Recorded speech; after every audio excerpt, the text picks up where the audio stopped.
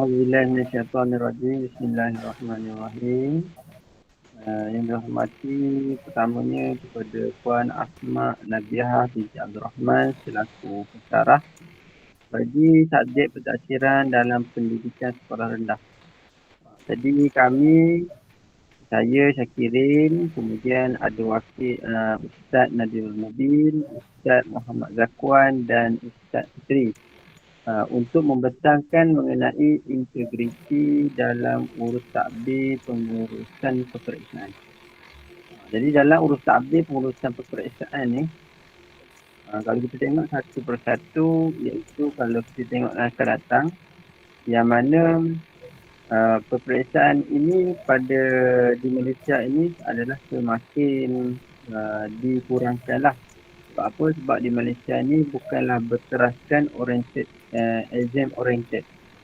Jadi akan datang peperiksaan ini hanya waktu-waktu yang tertentu sahaja digunakan. Dalam kalau kita lebih kita belajar lagi dalam pentadbiran ini dalam tajuk yang berkaitan dengan pembelajaran ataupun ujian ataupun peperiksaan pentadbiran semati. Maksudnya pentadbiran akhir barulah ia ada peperiksaan. Jadi dalam ni dia akan ada beberapa isu-isu yang lain lah. Jadi kalau kita boleh tengok dalam isi kandungannya pada slide yang kedua, yang mana dalam slide yang kedua ini, kita akan bincangkan mengenai isu, kita akan tengoklah isu kebocoran soalan. Walaupun kita akan tengok sedikit video daripada berita, isu kebocoran soalan, kemudian kita tengok pengenalan, kita tahu tentang peperiksaan yang masih ada. Sebab kita dah nak kurangkan peperiksaan yang oriented exam. Maksudnya exam oriented. Kita nak kurangkan dah di Malaysia. Menjadikan kita ni lebih kepada pentadbiran yang tidak ada secara khusus. Jadi pentadbiran kita ada peperiksaan tetapi sumatif sahaja. Dan yang keempat, kita akan tengok ciri-ciri guru, accountability guru terhadap murid,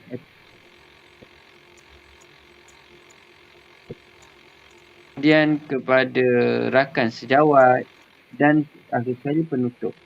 Dalam fasa-fasa tersebut, setiap ini ia perlu kepada integriti dan accountability guru tersebut. Dia ada tanggungjawab dia sendiri. Mari kita tengok sebentar tentang video mengenai isu kebocoran soalan.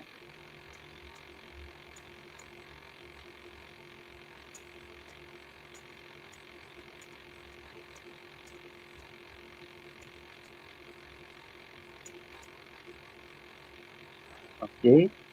Dalam video ni, pemberita dia ada memberitahu tentang bocornya soalan ni, kenapa ia boleh bocor. Dan dah dipanggil antaranya daripada mereka ni adalah orang-orang yang pakar.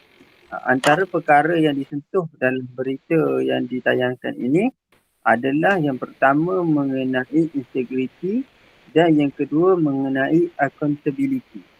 Satu integriti, satu accountability. Yang mana dalam integriti itu ia merujuk kepada kejujuran dan ketulusan, kesempurnaan dan keutuhan individu tersebut. Manakala accountability pula ia merujuk kepada tanggungjawab terhadap profesion perguruan tersebut. Jadi bagaimana profesion tersebut kita bertanggungjawab. Jadi adakah soalan bocor ini ada mereka yang tidak bertanggungjawab melaksanakannya. Sebenarnya kalau kita tengok pada isu soalan yang berita ini adalah mengenai UPSR. Ada sebahagian ini dia membocorkan. Kenapa? Kerana ingin mendapatkan result yang baik kepada sekolah. Mungkin ada mengatakan begitu. Jadi kita tengok kepada pengenalan akan datang. Slide yang seterusnya kita akan tengok iaitu mengenai pengenalan. Apa itu integriti? Integriti ialah himpunan kualiti unggul yang wujud dalam kalangan individu dan kualiti ini berlandaskan etika dan pencerminan etika dalam tindakan sehari-hari.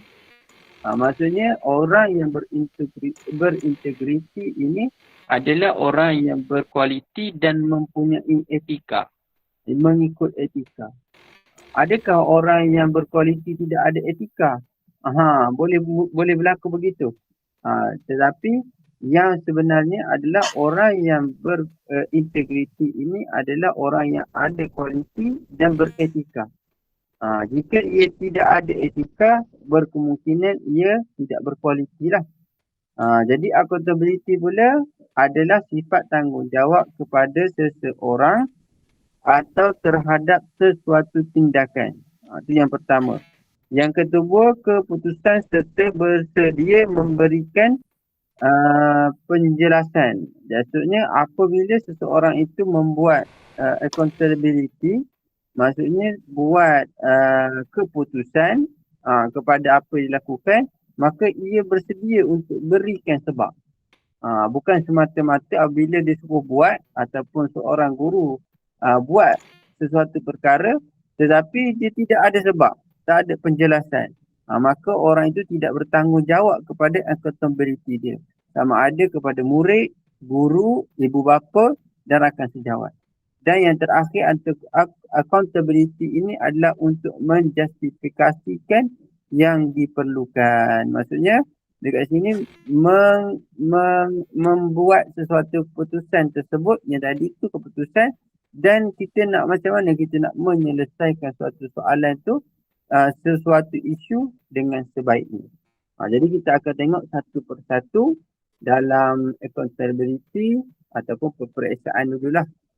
Dengan segala hormatnya dipersilakan Ustaz Mudi.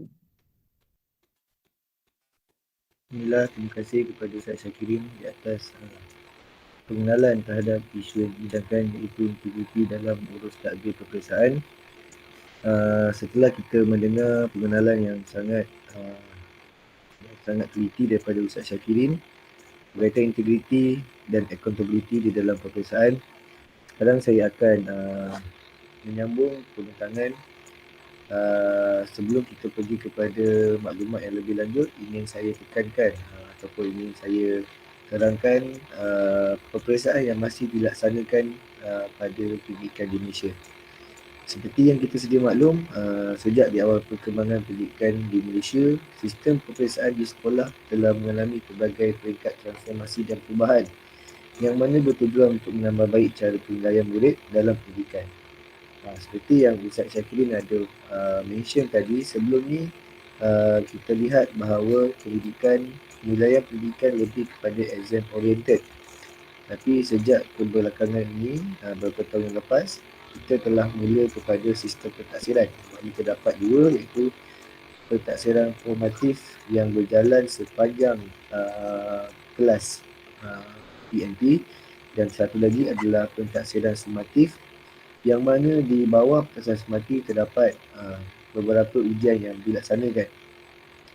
Okey, antara ini adalah yang saya boleh nyatakan di sini adalah yang pertama, peperiksaan dewasa. Seperti yang kita sedia maklum, ia adalah ujian akademik semester akhir. Ujian ini masih dilaksanakan di peringkat sekolah rendah. Sebelum ini di sekolah rendah kita ada UPSR, tapi setelah UPSR dimasukkan, dewasa telah digantikan, dan dewasa ini merupakan salah satu kaedah pentaksiran di bawah sistem sumatif, yang mana dulu apabila seorang pelajar ataupun pelajar itu meningkat kepada tahun 6, UPSR ini merupakan satu platform penilaian yang sangat penting lah, ataupun yang kita tahu exam oriented lah. So tertumpu kepada exam itu saja. Tapi apabila adanya pentaksiran iaitu sumatif, pelajar itu dinilai bukan sahaja melalui ujian, ia dinilai daripada pelbagai sudut, dan ujian tidak dimansuhkan tapi ia dijadikan salah satu daripada kaedah penilaian, yang mana sebelum ini hanya tertumpu kepada ujian, penilaian itu melalui ujian. Tapi apabila sistem pendidikan kita ditambah baik, ujian itu masih dilaksanakan tapi ia menjadi salah satu elemen ataupun salah satu platform untuk menilai murid itu. Okey, seterusnya bila meningkat kepada sekolah menengah, antara peperiksaan yang mesti dilaksanakan adalah PT3, pentaksiran tingkatan 3. Yang mana sebelum ini, seperti sedia maklum,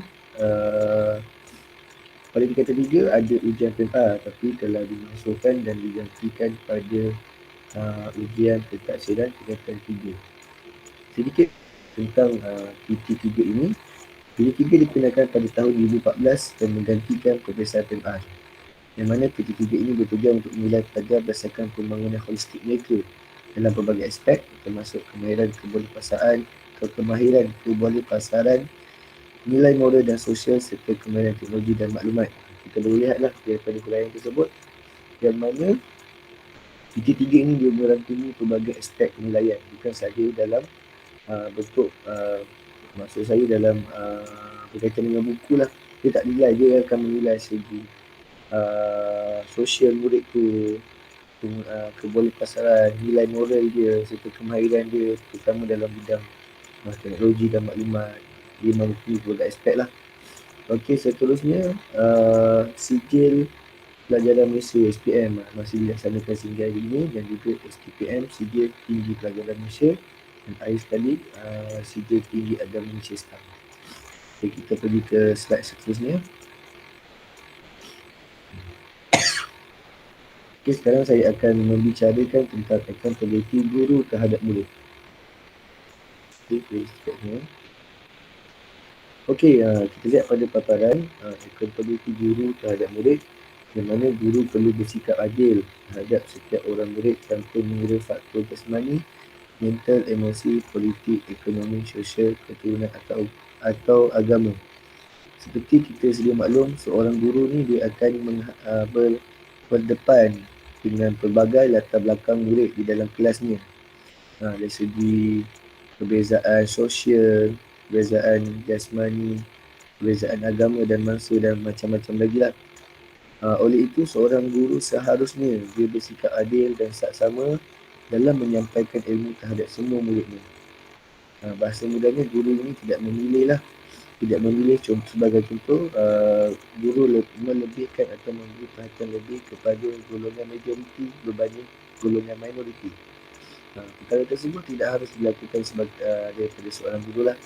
Seorang guru tu perlu bersikap adil dan saksama dan memberikan kepada semua muridnya saksama adil. Maksudnya walaupun ada golongan minoriti dan majoriti tapi semua diberi layanan ataupun diberi pendidikan yang sama rata. Seterusnya, guru harus berusaha menghadirkan perasaan minat belajar dalam diri murid-murid. Ini menjadi tanggungjawab seorang guru lah. Pentingnya seorang guru ni mempunyai kemahiran untuk melahirkan rasa minat ataupun melahirkan rasa fokus belajar terhadap sesuatu yang ingin dipelajari. Macam mana guru nak hadirkan perasaan minat ni? Terdapatlah pelbagai-bagai cara, antaranya pemanfaatan digital, teknik mengajar PEK 21 dan bermacam-macam kemahiran lagi yang guru-guru boleh laksanakan. Di sini contohnya saya ambil sebagai satu contoh lah. Jika seorang guru ni berkemahiran dalam melaksanakan PDP menggunakan teknik pemanfaatan digital. Seperti kita sedia maklum, murid-murid kita sekarang ini, pelajar-pelajar generasi sekarang ini dia sangat dekat dengan digital. Dalam kehidupan seharian mereka, digital ni sangat dekat lah.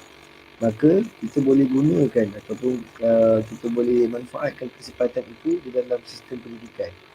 Yang mana kita percayalah bahawa dengan pemanfaatan digital ni murid-murid akan lebih rasa minat. Dan kita sebagai guru ni mempunyai pelbagai peluang yang kita boleh gunakan di dalam pemanfaatan digital ni. Kita ada pelbagai platform seperti YouTube, permainan interaktif, word wall dan macam-macam lagi lah.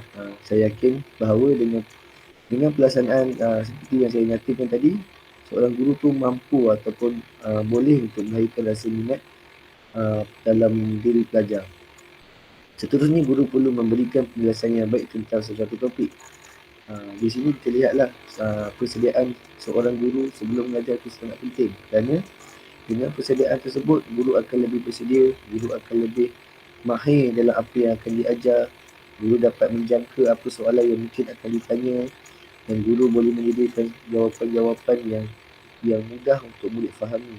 Sekiranya guru-guru itu tidak bersedia, maka kemungkinan besar sekiranya berlaku ataupun ada soalan daripada murid-murid ataupun ada keadaan yang tak dijangka, maka apa yang misalkan guru itu tidak bersedia untuk berhadapan dengan keadaan tersebut.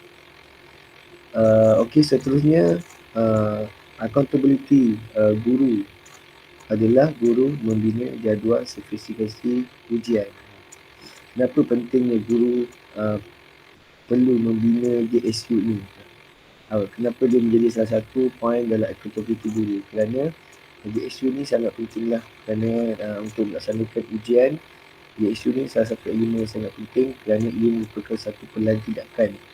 Secara mudahnya merupakan satu blueprint ataupun pelan tindakan dalam kita untuk melaksanakan seorang guru untuk melaksanakan ujian supaya ujian itu dijalankan secara adil dan saksama.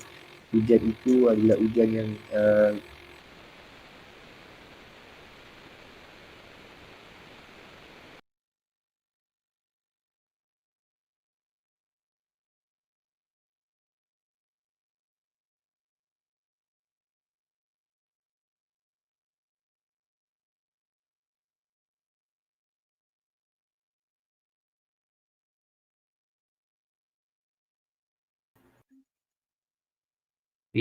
Lain ke?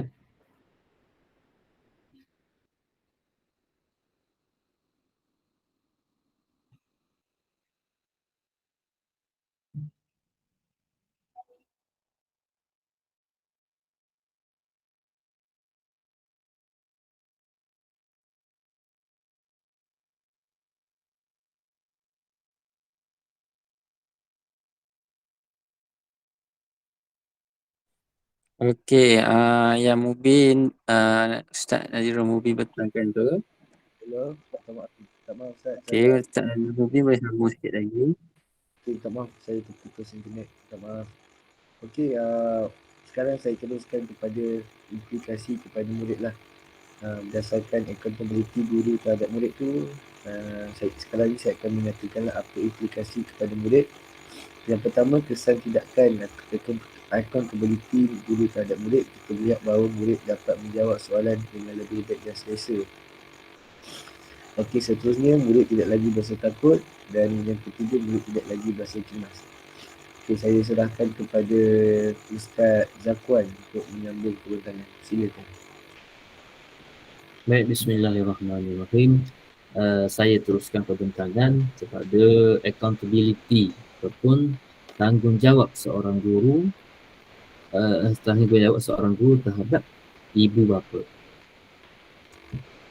Okey, dengan perkembangan teknologi masa kini, ianya amat memberi kesan dan sangat-sangat membantulah dalam menjalinkan hubungan dua hala antara guru dan ibu bapa. Yang mana sekarang ni kalau kita lihat sangat senang untuk berhubung dengan ibu bapa. Melalui WhatsApp pun boleh, Facebook pun boleh, dan banyak medium yang tersedia. Jadi untuk accountability guru terhadap ibu bapa ni, antaranya guru hendaklah menjelaskan kepada ibu bapa tentang bagaimana pentaksiran dijalankan. Okey, baik. Dekat rumah, murid-murid ni medium untuk kita berkomunikasi dengan mereka adalah melalui ibu bapa. Jadi untuk menerangkan, untuk menjelaskan sesuatu perkara, kita hendaklah terlebih dahulu menerangkan kepada ibu bapa supaya, sebab apa? Sebab mereka ni, ibu bapa ni lebih dekat dengan anak-anak mereka ni. Lepas tu untuk sesuatu ujian ataupun pentaksiran, guru hendaklah memaklumkan tarikh dan masa yang mana pentaksiran itu bila akan dijalankan. Seterusnya, guru juga hendaklah berkomunikasi dengan ibu bapa dan bertanya sekiranya anak-anak tidak hadir ke sekolah sewaktu peperiksaan berlangsung. Okey, hal ini untuk melancarkan kita punya urusan, tidak perlu membuat sesuatu pekerjaan tu banyak kali. Okey, Dan akhir sekali adalah menjadi tanggungjawab gurulah untuk memaklumkan dan menyampaikan maklumat pencapaian anak-anak mereka. Kalau pada hari ini dapat kita lihat ada hari terbuka. Hari terbuka untuk kita berjumpa dengan ibu bapa dan kita menerangkan kepada mereka tentang prestasi anak-anak mereka di sekolah. Baik, seterusnya implikasi daripada guru ni melaksanakan accountability mereka terhadap ibu bapa. Yang kita dapat lihat adalah ianya akan meningkatkan prestasi murid-murid dalam pencapaian akademik. Seterusnya, ibu bapa juga semakin mempercayai seseorang guru. Inilah pentingnya hubungan dua hala, hubungan yang tidak ada sempadan, supaya ibu bapa ni lebih percaya kepada seseorang guru untuk mendidik anak mereka dan menunjukkan sifat berterus terang dan telus seseorang guru tu kepada ibu bapa. Baik, seterusnya. Accountability seseorang guru terhadap sekolah. Sebagai seorang guru, guru perlu bertanggungjawab dan mengeluarkan sumbangan terhadap perkembangan dan kemajuan sesebuah sekolah, sama ada dari segi kurikulum ataupun co-kurikulum. Okey. Hebatnya sesebuah sekolah tu berasal daripada hebatnya seseorang guru. Jadi, sebagai seorang guru yang bertanggungjawab, dia mesti memikirkan apa sumbangan yang boleh dia berikan supaya perkembangan dan kemajuan sebuah sekolah ni dapat ditingkatkan, sama ada dari segi kurikulum ataupun co-kurikulum. Jadi antara tanggungjawab dia, kalau dari aspek seorang penggubah soalan, seseorang guru perlulah membina jadual spesifikasi ujian sebelum membina item soalan supaya apa yang hendak dinilai dapat kita capai lah. Dan guru juga bertanggungjawab dalam melaksanakan pentaksiran bilik darjah mengikut tempoh yang ditetapkan oleh pihak sekolah. Baik, seterusnya kesan daripada seseorang guru ni melakukan tanggungjawab dia terhadap sekolah adalah menunjukkan sifat guru yang prihatin dan berdedikasi terhadap pekerjaannya, mewujudkan rasa gembira dalam hati pentadbir dan sistem pengajaran dan pentaksiran yang baik oleh seseorang guru. Baik, seterusnya saya serahkan pembentangan kepada Ustaz Fitri. Baik, terima kasih kepada Ustaz saya, sahabat saya, Ustaz Zakwan, Ustaz Muhammad Zakwan atas penerangan tadi. Saya sambung dengan accountability yang kelima, iaitu accountability guru terhadap rakan sejawat. Baik. Sebagai seorang guru, guru perlu bertanggungjawab dan mengelakkan diri daripada membuat sebarang kenyataan atau ulasan yang boleh mencemarkan nama baik seorang guru di hadapan pelajar atau ibu bapa, atau berbuat sesuatu yang boleh menjatuhkan maruah seseorang guru.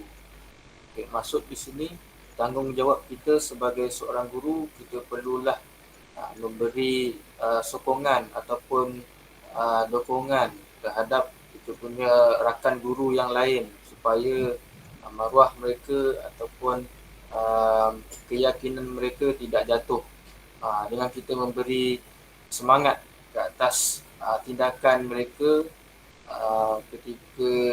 ketika berada di sekolah. Kadang-kadang kita lihat rakan guru kita tidak mahir bab Microsoft Office ataupun kemahiran kreativiti yang lain. So, kita sebagai rakan sejawat, kita perlu bantu mereka dalam meningkatkan lagi mutu perkhidmatan mereka.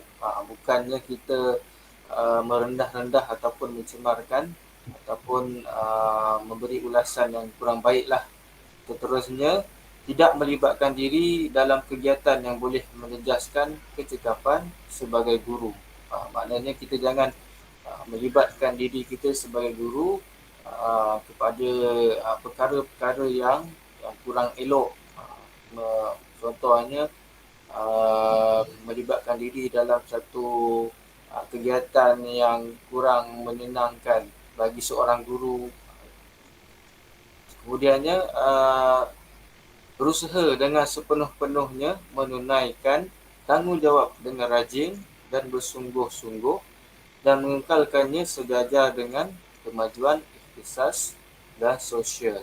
Maksudnya di sini, kita sebagai seorang guru, kita perlulah mengajar dalam keadaan bersungguh-sungguh, bersemangat dan juga dapat meyakinkan anak murid kita berkaitan dengan pembelajaran yang kita terangkan.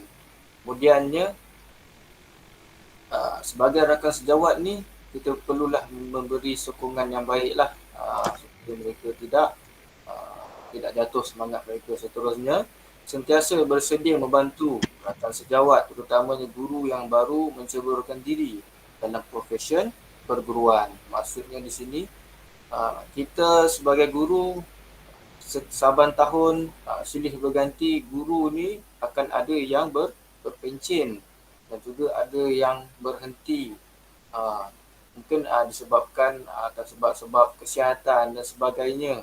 So akan ada guru baru yang akan bergantikan ataupun guru ganti disebabkan guru yang berada di sekolah itu cuti sakit ataupun cuti bersalin dan sebagainya.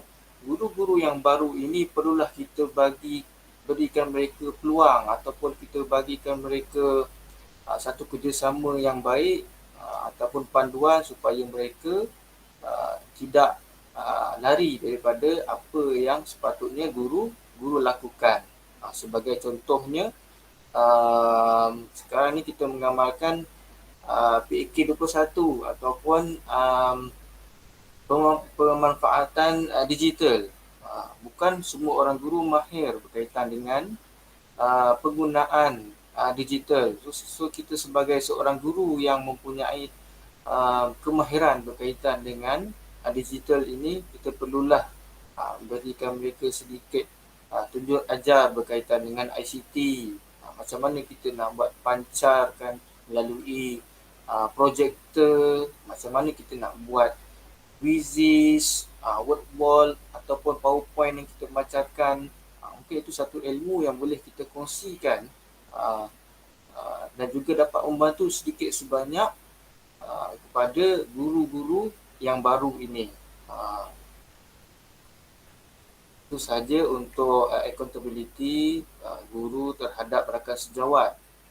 Dan akhir sekali dan juga kesan terhadap tindakan tersebut.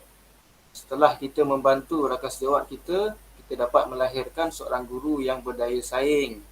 Dalam masa kita membantu guru untuk meningkatkan lagi mereka punya mutu perkhidmatan, dalam secara tidak langsung mutu perkhidmatan ataupun kita dengan mereka akan berdaya saing secara sihatlah. Maknanya menunjukkan satu perkhidmatan yang lebih baik untuk masyarakat. Kemudiannya, guru harus lebih proaktif dalam menguasai teknologi baru seperti yang saya katakan tadi, pemanfaatan digital. Kita bantulah guru yang kurang mahir berkaitan dengan ICT. Setelah mereka faham ataupun telah mendapat satu pengetahuan berkaitan dengan penggunaan ICT, maka dia dapatlah menguasai teknologi yang baru. Seterusnya, menjadikan suasana pekerjaan yang baik dan saling bekerjasama. Inilah yang kita mahukan, saling bantu-membantu di antara guru dan juga rakan sejawatnya sekiranya menghadapi permasalahan berkaitan dengan pembelajaran di dalam kelas maupun di luar kelas. akhir sekali adalah penutup. Baik, dalam pada kita bicarakan berkaitan dengan pelbagai accountability sebentar tadi, kita sebagai guru, kita mampu memahami tanggungjawab sebenar apabila kita sendiri sebagai guru faham tentang tanggungjawab yang kita nyatakan sebentar tadi. Apabila kita menghayati tanggungjawab tersebut, kita dapat melakukan dengan sepenuh hati. Dalam masa itu, kita dapat meningkatkan tahap profesionalisme keguruan tu dengan lebih tinggi. Baik, saya nak tambah sikit.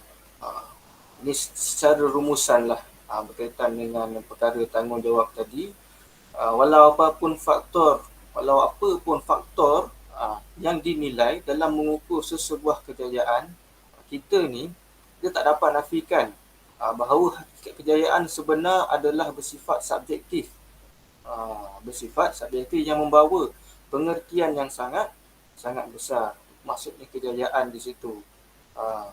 Setiap manusia dijadikan dengan fungsi untuk mencapai kejayaan tersendiri. Allah SWT berfirman yang bermaksud, maka apakah kamu mengira bahawa sesungguhnya kami menciptakan kamu secara main-main, yakni sahaja, dan bahawa kamu tidak akan dikembalikan kepada kami. Surah Al-Mu'min ayat 115. Maksudnya dekat sini, maksud ayat Al-Quran ini mengatakan bahawa tiada manusia yang lahir tanpa makna. Tiada yang manusia itu lahir dengan sia-sia. Biarpun seorang tukang sapu, biarpun seorang tu tukang kebun, cleaner di sekolah kita, semuanya mempunyai fungsi untuk mencapai objektif itu sendiri. Akhirnya, setiap apa yang kita lakukan, setiap apa yang kita laksanakan, kita perlu fahami apakah prinsip yang perlu kita pegang, tanggungjawab yang perlu kita pegang agar mutu perkhidmatan yang kita laksanakan mencapai hasrat negara umumnya lah. Baik, itu sahaja daripada kumpulan kami berkaitan dengan pembentangan tajuk pada hari ini. Sekian, terima kasih. Assalamualaikum warahmatullahi wabarakatuh.